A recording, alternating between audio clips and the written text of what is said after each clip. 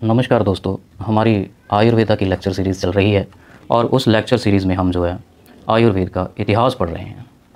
तो हमने जो है अपने 3 लेक्चर पहले कंप्लीट कर लिए हैं। ये हमारा जो है आज चौथा लेक्चर है। तो अगर आपने पहले के लेक्चर्स नहीं देखे तो पहले आप जाकर उन लेक्चर्स को देखें और उसके बाद लेक्चर नंबर 1 देखने के बाद लेक्चर नंबर 2 देखें, फिर लेक्चर नंबर 3 देखें और इन लेक्चर्स को देखने के बाद जो है आप लेक्चर नंबर 4 पर आएँ ताकि जो चीज़ें हैं आपको ज़्यादा अच्छे तरीके से समझ आ सकें।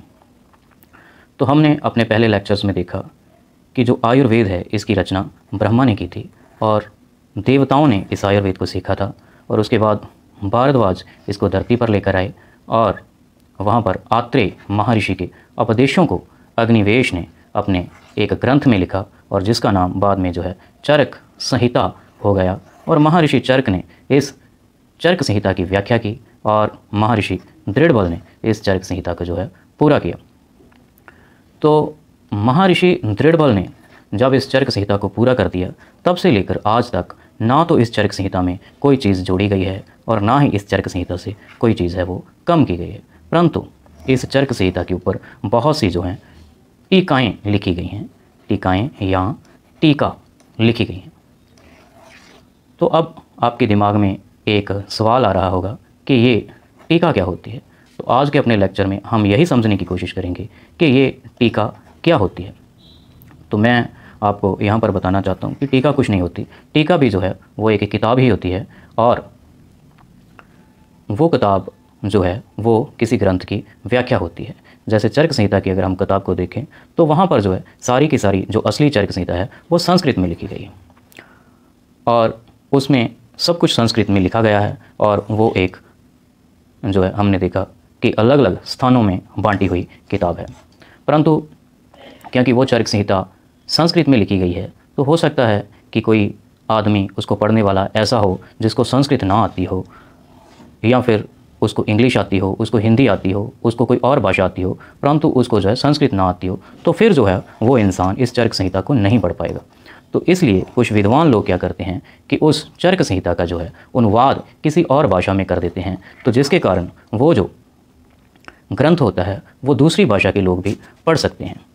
तो जैसे यहाँ पर अगर किसी ने चरक संहिता का हिंदी में अनुवाद किया हो तो वो पहले तो जो चरक संहिता होती है उसका जो संस्कृत वाला पार्ट होता है उसकी 2-3 लाइंस को लिखता है और उसके नीचे उसकी हिंदी में उसकी व्याख्या कर देता है और फिर चरक संहिता की 2-3 लाइंस संस्कृत में लिखता है और फिर हिंदी में उसकी व्याख्या कर देता है। तो इस प्रकार अगर कोई इंग्लिश में इसकी किताब को लिखता है, इसकी टीका को लिखता है, तो वो पहले संस्कृत में ही उस चरक संहिता की 2-3 लाइनों को लिखता है और उसके बाद इंग्लिश में उसकी व्याख्या कर देता है और उसके बाद फिर दोबारा से संस्कृत में जो अगली 2-3 लाइनें चरक संहिता की हैं उसको लिखता है और उनके बाद उनकी व्याख्या इंग्लिश में लिख देता है। तो ये वाला पार्ट संस्कृत में होता है और फिर इंग्लिश और फिर संस्कृत और फिर इंग्लिश। तो इस प्रकार जो है पूरी की पूरी किताब को जो लिखने वाला होता है, जो टीकाकार होता है, जो टीका लिखता है, इस प्रकार से वो सारी की सारी किताब को लिख देता है।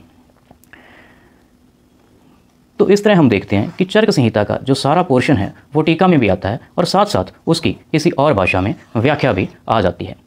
तो जो असली चरक संहिता होती है, जो असली चरक संहिता की किताब होती है, उससे जो चरक संहिता पर लिखी हुई टीका है उसका साइज़ बहुत बड़ा हो जाता है, क्योंकि उसमें चरक संहिता तो आती ही आती है, साथ में उसमें जो है उसकी व्याख्या भी है जो वो आ जाती है, इसलिए उसका जो साइज़ है वो काफ़ी बड़ा हो जाता है।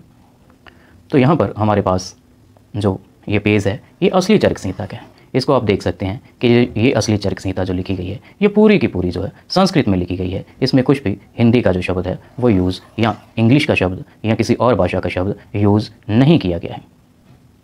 और यहाँ पर जो हम पेज देख रहे हैं इसमें पहले संस्कृत में 2-3 लाइन्स लिखी गई हैं और उसके बाद हिंदी में जो है उनकी व्याख्या दी गई है और फिर संस्कृत में 2-3 लाइनों को लिखकर हिंदी में उनकी जो है व्याख्या दी गई है। तो ये वाला जो पेज है ये चरक संहिता के ऊपर हिंदी में लिखी हुई एक टीका का पेज है। तो इससे आप क्लियरली समझ सकते हैं कि एक टीका और एक असली चरक संहिता में क्या फ़र्क होता है। जो हमारे BA MS के कोर्सेज़ में हम किताबें पढ़ते हैं वो हम असली चरक संहिता नहीं पढ़ते, हम चरक संहिता के ऊपर लिखी हुई ऐसी जो टीकाएँ हैं उनको पढ़ते हैं। परंतु यहाँ पर मैं आपको एक बात बताना चाहता हूँ कि चरक संहिता के ऊपर जो टीकाएँ लिखी जाती हैं वो हिंदी में हो सकती हैं, अंग्रेज़ी में हो सकती हैं और वो टीकाएँ संस्कृत में भी हो सकती हैं। तो अब आप ये सोचेंगे कि संस्कृत में तो पहले ही चरक संहिता लिखी गई है, उसकी अब संस्कृत में ही व्याख्या करने की क्या ज़रूरत है। तो चरक संहिता के ऊपर जो टीकाएँ लिखी गई हैं उनके जो है 2 मेन कारण हैं। पहला कारण तो ये है कि उस किताब को संस्कृत में लिखा गया है, तो अगर किसी व्यक्ति को संस्कृत नहीं आती तो वो इस किताब को नहीं पढ़ सकता। इसलिए कुछ विद्वान लोग उसको अन्य भाषाओं में उसका जो है अनुवाद कर देते हैं या उसकी व्याख्या कर देते हैं ताकि दूसरे लोग भी उसको समझ पाएँ।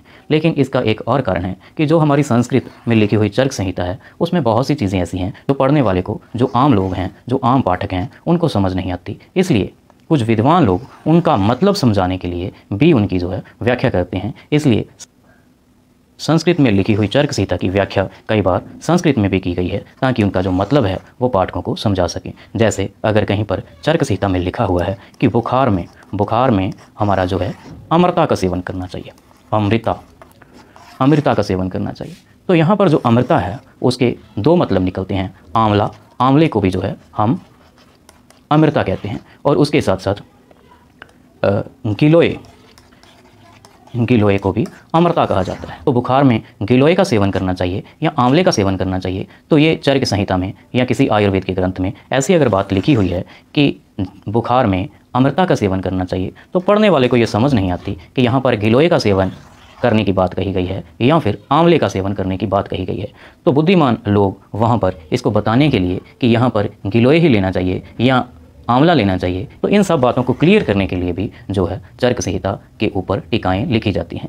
कहने का मतलब ये है, एक तो पाठकों की भाषा में ही उनको जो है चरक संहिता उपलब्ध हो, इसलिए भी जो चरक संहिता के ऊपर टीका लिखी जाती है। और इसके अलावा कुछ ऐसे शब्द जिनका जो मतलब है आम लोगों को समझ नहीं आता, उनके मतलब को क्लियर करने के लिए भी जो है टीका लिखी जाती है। तो टीका जो होती है इसलिए 2 कारणों से लिखी जाती है।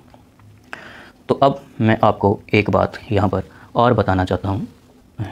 तो जो टीकाकार होते हैं वो अपनी टीकाओं को एक नाम भी देते हैं। जैसे ये चरक संहिता के ऊपर लिखी हुई एक टीका है और इस टीका का जो नाम है टीकाकार ने, लेखक ने विद्योतनी रखा है। हो सकता है कोई और आदमी जब इस चरक संहिता पर टीका लिखे तो वो इस पर जो है उसका कोई और नाम है जो वो रख सकता है। इस टीका के जो लेखक हैं, विद्योतनी टीका के जो लेखक हैं, ये पंडित काशीनाथ पांडे और डॉक्टर गोरखनाथ पांडे जो हैं विद्योतनी टीका के जो हैं वो लेखक हैं। और ये जो टीका है ये हिंदी में लिखी गई है, इसलिए कोई और टीका किसी और भाषा में भी हो सकती है, उसका लेखक कोई और हो सकता है और उस टीका का नाम भी जो है वो कोई और हो सकता है।